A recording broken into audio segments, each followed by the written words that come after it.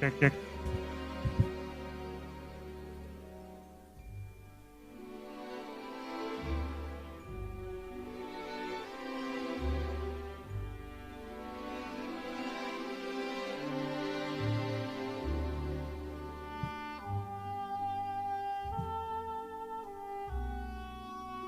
Pagi.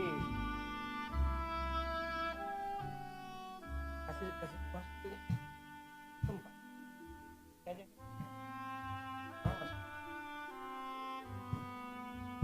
Silakan mau buka dulu atau langsung.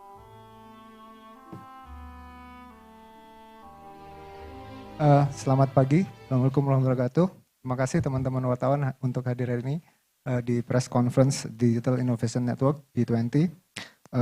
Sebelumnya mungkin saya intro tentang apa itu Digital Innovation Network. G20 DIN ini sebuah event yang kita desain untuk jadi forum premier untuk yang pertama sharing knowledge, yang kedua encourage discussion, dan yang terakhir adalah build partnership di antara global innovation players. Dengan tema tahun ini, The Rise of Digital Economy, Post-Pandemic Recovery, dan Beyond. Kita fokus kepada 5 startup, sektor. Yang pertama adalah education technology, kemudian financial inclusivity, healthcare, supply chain, dan green renewable energy. Hari ini ada lebih dari 400 peserta offline dan online lebih dari 250, terdiri dari startup, venture capitalist, policy maker, dan corporate. Itu sekilas tentang Digital Innovation Network event hari ini. Mungkin dari Pak Menteri ada yang mau di-highlight dari pidato hari ini. Baik, terima kasih rekan-rekan media dan pers. Undangan sekalian, pada hari ini Sabtu 3 September 2022 di Nusa Dua Bali ini telah dimulai kegiatan G20 Digital Innovation Network seperti tadi disampaikan, yang merupakan networking event bagi para pelaku industri, baik startup, venture capital, dan korporasi tersukses dari anggota G20 dan negara-negara invitees atau yang diundang G20. G20 Digital Innovation Network merupakan salah satu deliverables utama dalam Digital Economy Working Group. G20 atau G20 Digital Innovation Network dirancang sedemikian rupa untuk menjadi katalisator bagi tumbuhnya kerjasama antara inovasi dari para pelaku startup dengan venture capital, modal ventura, dan perusahaan-perusahaan dari negara-negara anggota G20. Bila pada pembahasan Digital Economic Working Group fokus pada kerjasama pengembangan ekonomi digital dari segi tata kelola atau aspek hulu upstream, G20 Digital Innovation Network fokus untuk menjadi forum premier yang mempertemukan para pelaku industri dan inovasi mancanegara untuk saling berkolaborasi atau di sisi downstream hilirnya melalui showcasing berbagai solusi inovatif dari startup di 5 sektor prioritas, yaitu yang disebutkan tadi, yaitu kesehatan, energi terbarukan, pendidikan dan teknologi, inklusivitas keuangan, dan rantai pasok atau supply chains. Pertukaran pengalaman dan pengetahuan seputar inovasi solutif yang mendukung pemulihan pasca pandemi COVID-19 melalui diskusi bersama-sama dengan para pembicara termuka. Pagi ini tadi juga ada pembicara para menteri seperti Menteri Digital Singapura, Ibu Josephine Teo, dan beberapa eksekutif global technology companies seperti eksekutif Vice President Engineering, Google, dan dari Zoom. Dan saat ini masih berlangsung beberapa pembicara-pembicara terkemuka lainnya. Yang ketiga adalah kerjasama multi stakeholder dengan menjadi melting point ya bagi para pelaku industri dari beberapa negara serta membuka peluang dan momentum bisnis untuk berjejaring dan berkolaborasi. Jadi ini perjumpaan antara startup, capital ventures, dan industri-industri terkemuka G20. Rangkaian kegiatan G20 Digital Innovation Network melibatkan 400 partisipan dari 42 venture capitals, 55 startup, serta sejumlah policy makers, pembuat kebijakan bidang digital, dan korporasi yang hadir baik secara fisik maupun secara virtual. Partisipasi G20 Digital Innovation Network kali ini didominasi oleh sektor healthcare dan green renewable energy. Peserta startup yang hadir rata-rata berada pada tahap pendanaan seri A atau yang memiliki valuasi sekitar 15 sampai 20 juta dolar Amerika Serikat.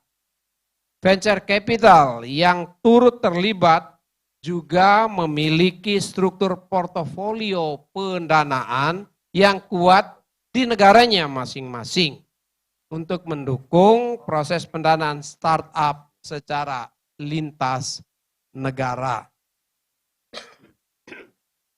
Pelaksanaan acara G20 Digital Innovation Network merupakan ikhtiar dari presidensi G20 Indonesia untuk mendorong terciptanya kerjasama antara pelaku industri yang dapat menghasilkan inovasi guna mendukung pemulihan pasca pandemi COVID-19 secara global. Selain G20 Digital Innovation Network, DEWG atau Digital Economic Working Group juga masih akan menyelenggarakan satu kegiatan yang disebut dengan Digital Transformation Expo atau DTE pada tanggal 13 sampai tanggal 17 November tahun 2022 mendatang saat pelaksanaan KTT G20 sebagai salah satu capaian konkret presidensi G20 Indonesia yang memfasilitasi showcasing inovasi maupun transformasi sektor digital yang telah dicapai oleh anggota G20 serta negara-negara yang diundang atau invitees. Saya tentunya minta dukungan semua pemangku kepentingan yang terlibat, termasuk rekan-rekan media sekalian, untuk mari bersama-sama kita sukseskan ya pegelaran G20 Digital Innovation Network dengan tema utama The Rise of Digital Economy, Post-Pandemic Recovery and Beyond. Serta anggota Digital Economic Working Group maupun ya serta agenda, maksud saya agenda Digital Economic Working Group maupun upaya pemerintah Indonesia pada umumnya untuk mendukung pengembangan inovasi digital. Mari bersama-sama kita berjuang bergandengan tangan untuk recover together, recover stronger. Terima kasih.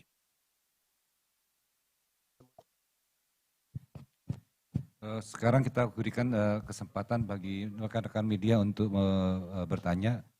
Sebutkan nama dan dari mana medianya. Silakan.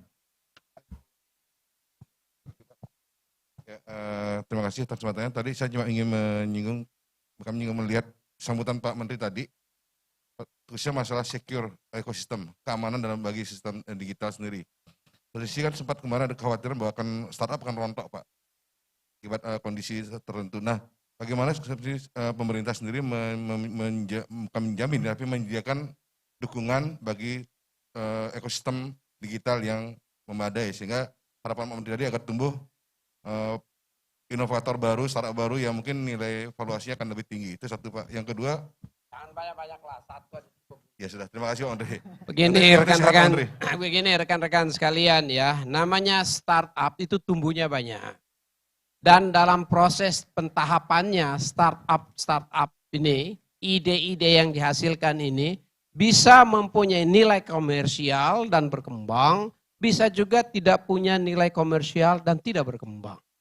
Tetapi yang punya gagasan, yang punya inovasi berkembang terus.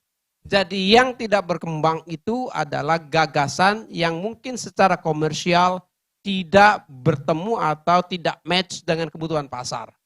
Tetapi yang punya ide inovasi terus berkembang untuk menghasilkan inovasi-inovasi yang baru. Sehingga kita mendorong untuk terus menghasilkan inovasi-inovasi. Dan inovasi-inovasi inilah yang nanti akan terseleksi dari sisi pasar, mana yang betul-betul bisa memenuhi kebutuhan pasar. Pemerintah tentu mendorong dan mengambil bagian di semua lini untuk memfasilitasi digital ekonomi kita dengan baik, termasuk startup. Mulai dari pembangunan infrastruktur digital secara besar-besaran di hulu, ya infrastruktur TIK di hulu, pelatihan-pelatihan terhadap sumber daya manusia digital atau digital talent, ya di semua lini juga, lini dasar, tingkat menengah, tingkat lanjut, ya, menyiapkan sumber daya negara, seperti misalnya spektrum frekuensi, tata kelola spektrum frekuensi, yang memungkinkan operator-operator seluler atau operator-operator digital ya bisa mengembangkan usahanya, termasuk membangun jaringan-jaringan yang lebih luas untuk menjangkau seluruh wilayah tanah air dan menjangkau segenap kebutuhan masyarakat ya di Indonesia, dan tentunya menyiapkan regulasi-regulasi. Ya, regulasi-regulasi yang dibutuhkan agar konvergensi dan playing fields di bidang usaha telekomunikasi dan digital bisa bertumbuh dan berkembang dengan baik. Ya, selanjutnya ada lagi yang ingin bertanya? Ya, silakan sebutkan nama dan medianya. Saya tambahkan sedikit sebelum lanjutkan ya. Termasuk kegiatan hari ini dan besok, yaitu G20 Digital Innovation Network ini untuk memperjumpakan antara ide-ide kreatif startup Indonesia dengan venture capital asal bisa berkembang dan nanti bisa naik kelas. Ya, kita berharap nanti akan muncul unicorn yang baru. Ya, demikian halnya pertumbuhannya dari unicorn yang sudah ada bisa menghasilkan tambahan dekakorns dengan semua caranya. Baik melalui merger akuisisi atau memang pelebaran pasarnya yang bertumbuh dengan baik, mengingat proyeksi digital ekonomi Indonesia di tahun 2030 sekitar 315,5 miliar dolar.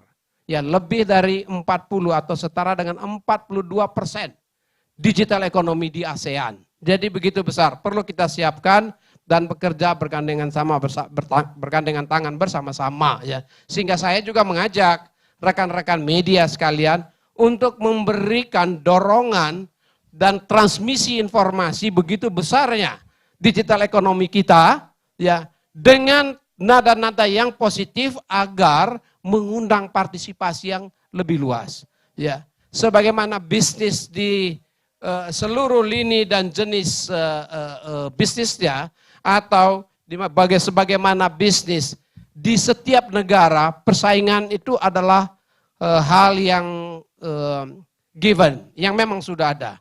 Sehingga dalam menghadapi persaingan kita perlu membangun kekuatan melalui kolaborasi dan soliditas nasional kita. Silakan. Halo Pak, saya Riani dari Tempo. Mau bertanya, kan sekarang pemerintah sedang concern ya dalam pengembangan startup gitu untuk mendorong penanaman modal. Targetnya sendiri dari event ini apa? Dan di sisi lain kan sekarang kondisi startup tuh ada yang sedang melakukan pemangkasan karyawan dan sebagainya. Bagaimana cara Kominfo upaya-upaya itu agar startup ini tumbuh sehat dan juga bisa melindungi karyawan-karyawannya nanti agar tidak terjadi pemangkasan karyawan seperti yang sebelum-sebelumnya terjadi di startup itu. Ya, sekali lagi ya saya sampaikan ya, startup sebagaimana bisnis pada umumnya, jika kalau bisnis umumnya produk-produknya ada yang sesuai dengan kebutuhan pasar, ada yang tidak sesuai dengan kebutuhan pasar. Yang tidak sesuai dengan kebutuhan pasar, ya pasti dia mengalami proses fading away, keluar dia dari arena bisnisnya. Tapi yang sesuai dengan pasar, dia akan bertumbuh dan berkembang, scale up. Ya, baik berkembang di dalam negeri, di sisi kawasan regional, bahkan bisa internasional. Demikian pula startup. Jika services dan produk ide-idenya sejalan dengan kebutuhan pasar, dia akan bertumbuh. Tapi jika ide-idenya belum menjawab kebutuhan pasar, dia fading away. Dia akan masuk ke tahap dia berakhir tahapnya karena belum sesuai dengan kebutuhan pasar. Itu hal nature yang normal di dalam bisnis, ya, di dalam bisnis. Tetapi ya kreatornya dan inovatornya tetap hidup karena dia bisa menciptakan kreasi-kreasi yang baru. Dia bisa menghasilkan gagasan-gagasan dan inovasi-inovasi yang baru terus berkembang sampai dengan menemukan yang betul-betul cocok dengan kebutuhan pasar. Nah, itu yang penting. Jadi satu sisi ada ide, ada teknologi. Nah, ide dan teknologi, gagasan dan kreasi dan teknologi ini pemerintah ambil bagian di dalamnya untuk mempertemukan matchmaking, mempertemukan dengan pemodal-pemodal. Baik pemodal-pemodal di dalam negeri, regional, bahkan global. Seperti yang dilakukan hari ini. Ya, beberapa hari yang lalu saya juga mengikuti kegiatan yang serupa yang disebut dengan Next Indonesian Unicorn, NXC, di Bali juga. Itu adalah usaha-usaha pemerintah dan ekosistem ya untuk bagaimana membangun platform digital Indonesia, membangun gagasan-gagasan inovasi hasil karya anak bangsa kita, ya membangun startup-startup digital di Indonesia. Tetapi tentu tidak semua sesuai dengan kebutuhan pasar. Ada ide-ide dari sisi teknologi bagus, tapi yang bagus dan hebat ini harus juga dia menjawab kebutuhan pasar sehingga dia bisa bertumbuh dan berkembang. Ya. Silakan ada yang tambahan. Cukup lah, udah banyak Terakhir pertanyaan. Terakhir ya. Oke. Halo Pak Juni, saya Syahnas dari Bisnis Indonesia. Izin bertanya, ini kan tadi kan kalau di acara ini terkait tentang yang early stage. Bagaimana startup yang udah late stage tapi saat ini mengurangi karyawan dikarenakan tidak ada pendanaan lagi. Apakah Kominfo akan memberikan bantuan? Karena kan secara nggak langsung dengan pendanaan runway sudah habis, pasti adanya PHK juga kan. Apakah Kominfo akan memberi bantuan untuk... Nah, itu logika terlalu linear ya. Itu membangun logika linear. Karena apa? Tadi udah ini kali ketiga nih saya jawab nih. Yang sama lagi ini. Ya, yang sama lagi. Kita tidak inginkan PHK. Tidak inginkan itu PHK. Tetapi ide juga harus bertumbuh, gagasan inovasi harus bertumbuh sesuai keperluan pasar. Nah, karyawan-karyawan juga mengikuti perkembangan inovasi. Dan inovasi di satu produk berakhir karena dia tidak bertemu dengan kebutuhan pasar. Tapi inovatornya mempunyai gagasan yang baru yang membutuhkan karyawan yang sama untuk berkembang. Jadi di dunia fisik, ya di dunia fisik akan terjadi pengurangan lapangan pekerjaan yang besar-besaran.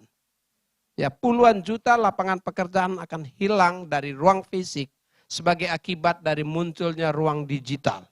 Ruang digital juga akan menciptakan pekerjaan-pekerjaan yang baru.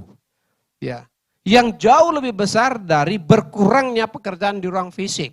Misalnya, ya, sopir truk atau sopir alat berat di tambang.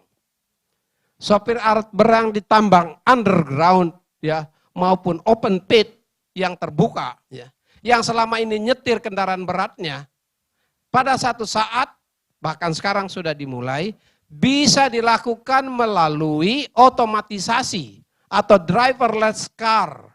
Ya, yang bisa nyetir sendiri, sopirnya tidak perlu nyetir mobilnya. Tapi dia perlu tahu bagaimana memerintahkan, ya, untuk IoT dan AI robotik yang ada itu. Jadi keahlian yang berpindah dari nyetir mobil ke mengoperasikan peralatan digital. Jadi ada pergeseran pekerjaan. Ya. Demikian pula ya di sektor digital tadi yang ditanya, ide-ide berkembang tapi tidak bisa bertemu atau belum sesuai dengan kebutuhan pasar, ya berhenti. Kalau berhenti ya karyawan juga berhenti. Tapi tidak berarti harus PHK. Karena bisa menghasilkan ide dan kreasi yang baru. Ya, ide dan kreasi yang baru ini juga nanti akan bertumbuh.